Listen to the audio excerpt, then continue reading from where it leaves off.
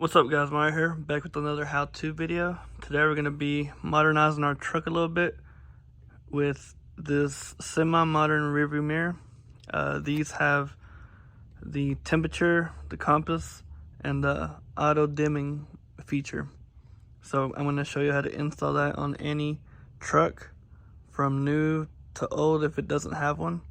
So let's get to it. All you'll need to get for the junkyard or donor vehicle is the rearview mirror, this little cable management trim piece that sits right here to hide the wires, the wiring harness that plugs into the back of the mirror, and this sensor that's called the ambient temperature sensor. It sits in front of the radiator to read the outdoor temperature to the rearview mirror.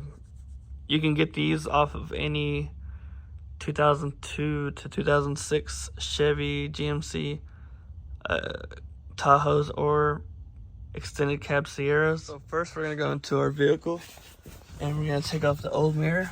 As you see, it doesn't have anything fancy on it, it's just a plain mirror. We're going to use a T15 Torx bit to take off the screw that's hidden right here, and we're going to take that off. You can see it's a little one, so be careful not to lose it. So from there, you should be able to slide the mirror off and it should come right off. From there, we're going to take our new mirror and slip it on there, and it should slide right on like that.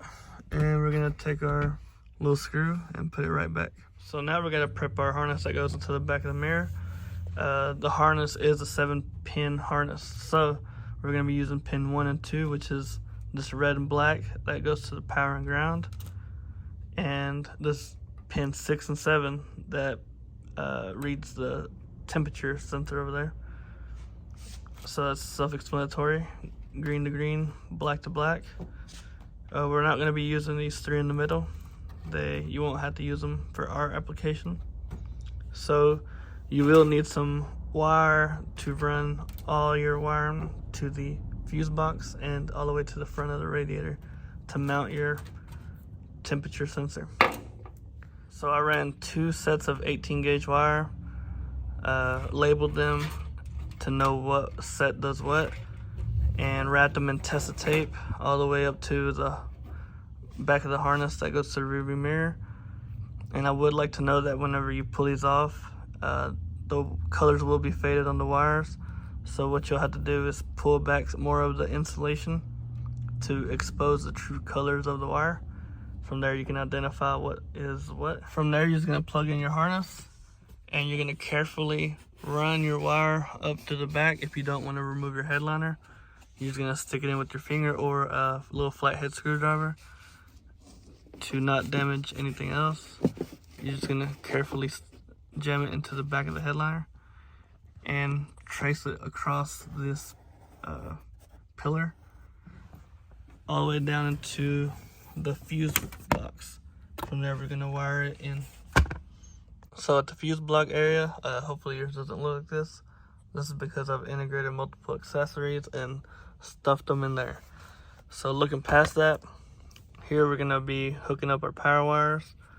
So for the ground / this black one, the best place I found to be was this little stud. Using the I-ring, you can crimp it down and bolt it back. That's pretty solid ground. Now for this 12 volt, we're going to be using a fuse tap.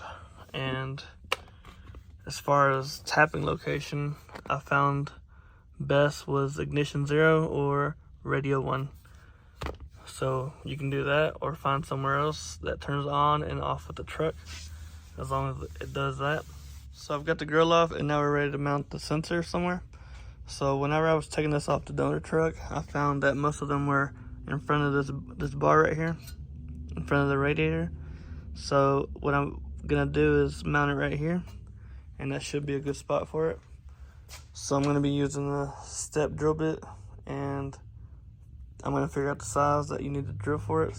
So I've got it mounted in. As you can see, it's pretty snug as it can be. And the size for it is 9/16. So drill it to 9/16 to get a good amount. You can drill the size smaller than that, which is 1/2 inch, and give it a shot, but Don't risk breaking these little tabs off to, you know, squeeze it in the hole. So from there, I'm just gonna finish it off by soldering the two connections together, and we should be done. I've got the sensor mounted and wired up with loom, so it's nice and protected as well. That's about it as far as the sensor goes. So now I'm gonna put the grill back, and we're gonna take a look at the rear view mirror and see if it works. So now we're gonna test out the mirror, so let's turn the truck on. And you can see the display powering up. So in the corner you can see the compass working as well as the temperature. You see that it says 68 degrees. Before that it was showing 2 zeros, indicating that it wasn't working. So now it works. So now let's test out the auto dim feature. So keep an eye on the phone and you'll see it getting a little darker.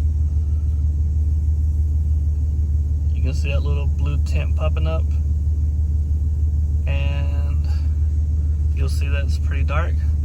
So now if we cover up that little sensor hole, you should see the phone getting lighter again, like so. So that lets us know that it's working. So we're all good to go now. So all you got left to do now is to add that little beauty piece on top of the mirror, and you should be done.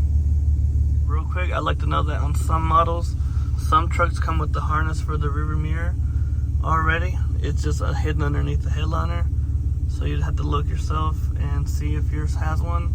But most base models, single cabs, don't have them. But you can test your luck either way. So yeah, that's it for this video. Thanks for watching. We'll see you on the next one.